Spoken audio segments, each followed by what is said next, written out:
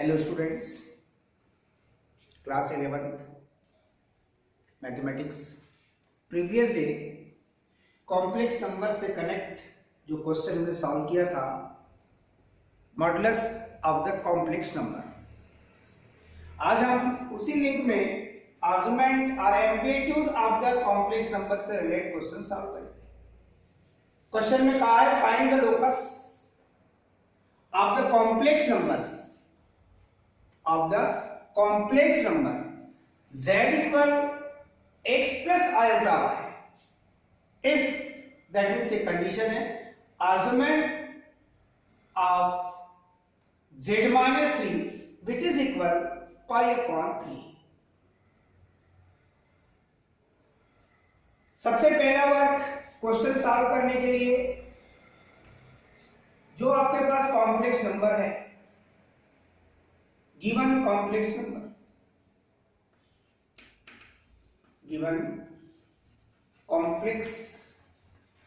number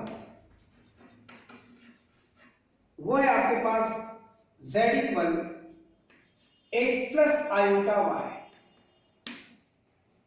और जो condition है आपके पास जिसमें जिस कंडीशन के अकॉर्डिंग आपको लोकस फाइंड करना है,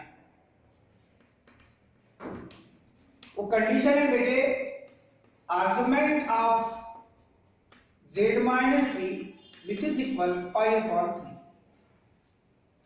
डेफिनेट है z की वैल्यू आप पुट करेंगे, आर्गुमेंट ऑफ z की वैल्यू है x plus iota y minus 3 which is equal pi upon 3। That means it implies that argument real part और इमेजिनरी पार्ट को आप सेपरेट कीजिए। x माइनस 3 यह है आपके पास रियल पार्ट, और प्लस आयोटा y यह है आपके पास imaginary part which is equal pi upon 3। Clear? अब आपको यह पता है कि इफ कॉम्प्लेक्स नंबर z की value a plus iota b के फॉर्म में है, is implies argument of the complex number z which is equal tan inverse b upon a। ये फार्मूला है आपके पास, ये आपने पहले पढ़े, कल मॉडुलस वाले क्वेश्चन पढ़ रहे थे, आज हम आर्गुमेंट वाले क्वेश्चन पढ़ रहे हैं। तो आप यहां पर देख रहे हैं in place of a x minus 3 and in place of b यह है वापस पाई। जब इस फॉर्मूले को आप अप्लाई करेंगे बेटे argument of complex number z के लिए, यहां पर इन प्लेस ऑफ z जो कॉम्प्लेक्स नंबर राइट किया हुआ है आपके पास tan inverse b upon a, in place of b है आपके पास y upon in place of a है आपके पास x माइनस 3। इससे अगर कंपेयर करेंगे in place of a x minus 3 and in place of b आपके पास है y tan inverse b upon a, यह आपके पास आर्गुमेंट इस कॉम्प्लेक्स नंबर z के लिए tan inverse in place of b y upon a that means x minus 3 which is equal pi upon 3। Inverse trigonometry का concept actually में बेटे आपके पास है 12th। यहां पर हम उस प्रोसेस को फॉलो करेंगे जिसमें आप चलेंगे, आपको फार्मूले भी बता देंगे 12th के थोड़े, बहुत साइड आप tan रूल अप्लाई कर रहे हैं, tan inverse in brackets y upon x minus 3। Right hand side में भी आप tan यूज करेंगे बेटे,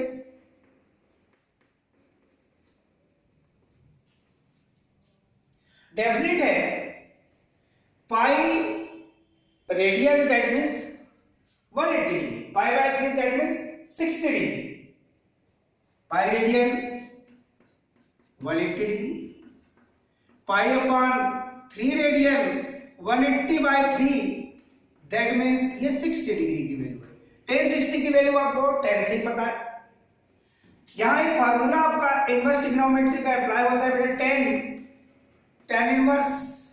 अब जो भी वेरिएबल होगा अगर x है तो इसकी वैल्यू आपको मिलती है x, ये 12th के फार्मूले जो 11th में भी अप्लाई होते हैं, सिंपल फार्मूले tan inverse x which is equal x in place of x here y upon x minus 3.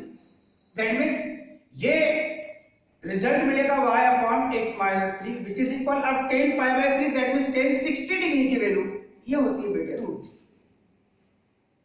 tan pi upon 3 that means tan 60 degree जिसकी वैल्यू होती है बेटे √3. ये आपको 10 से ही पता है. क्रॉस मल्टीप्लिकेशन करेंगे बेटे √3 into x minus 3 into √3 which is equal y upon में 1 है 1 into y that means y √3x y वाले पार्ट को ट्रांसफर करेंगे तो minus y which is equal 3√3. इसको ट्रांसफर करिए चाहे तो इस साइड भी लिख सकते हैं. ये एक्चुअली में जो इक्वेशन मिला है एक्चुअली में आप इसको ऐसा भी राइट कर सकते हैं √3x minus y minus 3√3 which is equal 0. आप जब अभी आगे कोऑर्डिनेट ज्योमेट्री का इंफॉर्मेशन कलेक्ट करेंगे उसमें आपको ax plus by plus c which is equal 0 ये जो इस टाइप का linear equation in a variable x and y मिलेगा where a b and c are constant. इस टाइप के इक्वेशन को आप जहां कहीं भी मिले इक्वेशन आप लाइन कहते हैं. ये standard equation of the line कहलाता है. That means general equation of the line कहलाता है. General equation of the line ax plus by plus c equal 0. Constant a b c capital letter में भी हो सकते हैं स्मॉल लेटर में भी हो सकते हैं. तो ऐसा इक्वेशन कहीं भी आपको अगर फाइंड हो आप देख रहे हैं ax plus by plus c equal 0. c की वैल्यू माइनस 3√3 है, b की वैल्यू माइनस 1 है, a की वैल्यू √3 है. यानी ये जो लोकस फाइंड हुआ है इस कॉम्प्लेक्स नंबर के लिए गिवन कंडीशन में एक लाइन के इक्वेशन को रिप्रेजेंट करता है. कोऑर्डिनेट ज्योमेट्री में ये डिटेल नॉलेज आपको मिलेगा. अभी केवल आपको लोकस बोल रहा है. एग्जाम जब होगी तब ये कोऑर्डिनेट ज्योमेट्री जब इंक्लूड हो जाएगी तब आपको एक पॉइंट बढ़ाकर पूछ लेगा राइट. इट्स नेम मतलब जो लोकस फाइंड हुआ है उसका नेम क्या है. तो जो लोकस का इक्वेशन फाइंड हुआ है वो स्ट्रेट लाइन के इक्वेशन के सेम. दैट मींस ये जो लोकस है ये it is called straight line. ये जो है आपके पास स्ट्रेट लाइन का लोकस फाइंड हुआ है. जो आप सिचुएशन देख रहे हैं बेटे बहुत ध्यान से देख रहे हैं. मान लीजिए क्वेश्चन यही होता और कंडीशन में यहां π/2 होता. जहां π/3 राइट किया हुआ था क्वेश्चन पूरा वही होता. तो यहां π/2 राइट करते ही चलते क्या रिजल्ट मिलता उसको देखिए आप. ये π/2 होता तो π/2 होता तो यहां पर आपके पास π/2 आता.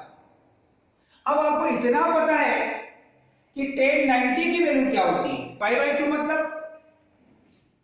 2 से डिवाइड करेंगे तो क्या मिलेगा आपको ये 90 डिग्री मिलेगा. दैट मींस tan 90 डिग्री की वैल्यू क्या होती है. tan 90 डिग्री की वैल्यू होती है बेटा इंफिनिटी जिसे आप कहते हैं नॉन डिफाइंड क्वांटिटी. अगर यहां इंफिनिटी रखेंगे अब तो लोकस आपका चेंज हो जाएगा.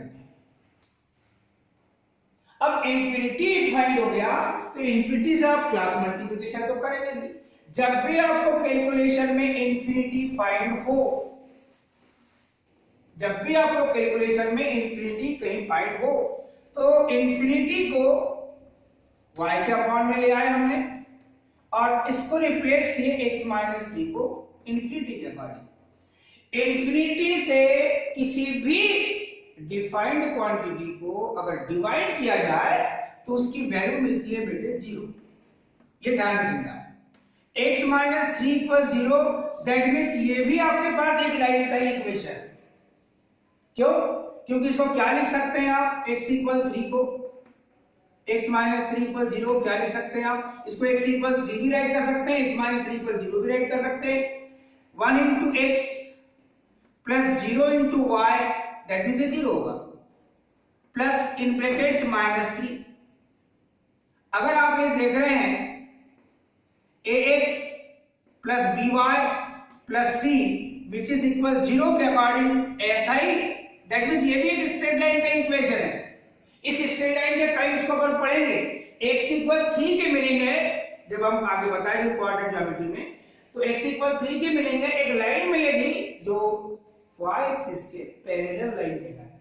ये भी लाइन का इक्वेशन है, केवल π/2। अभी π/3 मान लो π/6 होगा तो फिर आप रिजल्ट चेंज जाएगा। π/6 होगा तो यहाँ 10π/6 दैट मींस 10 30 डिग्री की वैल्यू 1/√3 आ गई। यहाँ 1/√3 होगा तो क्रॉस मल्टीप्लिकेशन में √3 बाहर हो जाएगा, x - 3 equal √3y, x minus √3y minus 3 equal 0। ये केवल इस एंगल पे डिपेंड कर रहे हैं बेटे कि ये π/6 है कि π/2 है कि π/3 है, ये उसके अकॉर्डिंग सिचुएशन आपके चेंज होते हैं। यहाँ कॉम्प्लेक्स नंबर आप z - 3 लिखा हुआ है कंडीशन में, z- कोई और भी हो सकता है, मेथड आपके पास वही रहती है, कॉम्प्लेक्स नंबर वही है, आप कंडीशन चेंज कर रहे हैं, थोड़ा सा और डिफिकल्ट ले रहे हैं।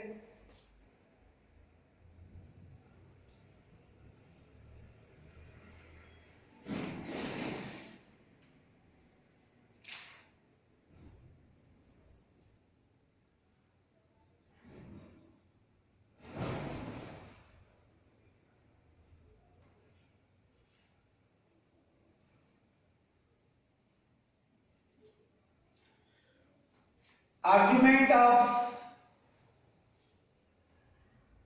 z - 2 -3 iota which is equal π/4। अभी यहां जो कंडीशन लिखी थी वो कंडीशन अब चेंज हो गई, कॉम्प्लेक्स नंबर वही है, गिवन कंडीशन में z - 2 -3 iota, z - 2 -3 iota which is equal π/4 आ गया। z की वैल्यू पुट करेंगे बेटे आप, x plus iota y -2 -3 iota which is equal π/4। Real part imaginary part separate करेंगे, ये x - 2 मिलेगा बेटे आपको, और यहां पर जो कंडीशन है आपके पास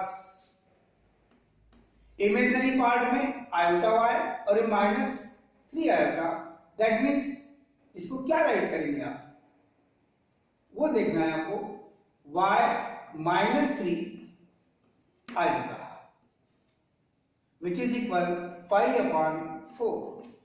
ये कंडीशन चेंज होते चल रही है, z की वैल्यू पुट किया, रियल पार्ट इमेजिनरी पार्ट मतलब जो आयोटा से कनेक्ट पार्ट है सेपरेट किया।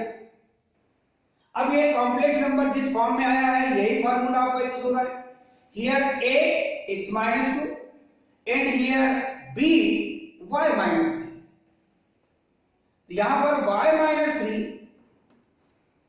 अपॉन x - 2 और कंडीशन एंगल की चेंज होकर π/4 होगी, फार्मूला यही है। यहां पर y - 3 अपॉन x - 2 बाकी 10 π/4। इसको जब क्लियर करेंगे बेटे आप तो y - 3 upon x - 2 which is equal 10 π/4, 10 45 degree, 10 45 degree that is 1, यहां लिखेंगे आप 1। नाउ टेकिंग क्रॉस मल्टीप्लिकेशन,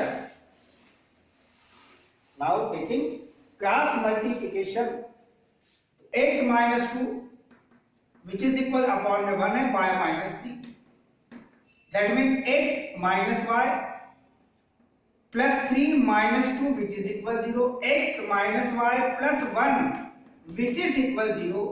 ये भी ax plus by plus c equal 0 के फॉर्म में आया है, that means ये भी स्ट्रेट लाइन का ही आपको इक्वेशन फाइंड हुआ है, ये भी आपको जो इक्वेशन फाइंड हुआ है वो स्ट्रेट लाइन का ही इक्वेशन फाइंड हुआ है, ax प्लस बी वाई, ए की वैल्यू 1, बी की वैल्यू -1 प्लस सी, सी की वैल्यू 1। यानी ये भी लोकस आपका स्ट्रेट लाइन ही है। आपको डिफरेंट डिफरेंट कंडीशन लेकर के हमने जो कुछ क्वेश्चन बताए हैं, इन क्वेश्चनों पर आप ध्यान देंगे और ऐसे सिमिलर क्वेश्चन और हम सॉल्व करेंगे। थैंक्स।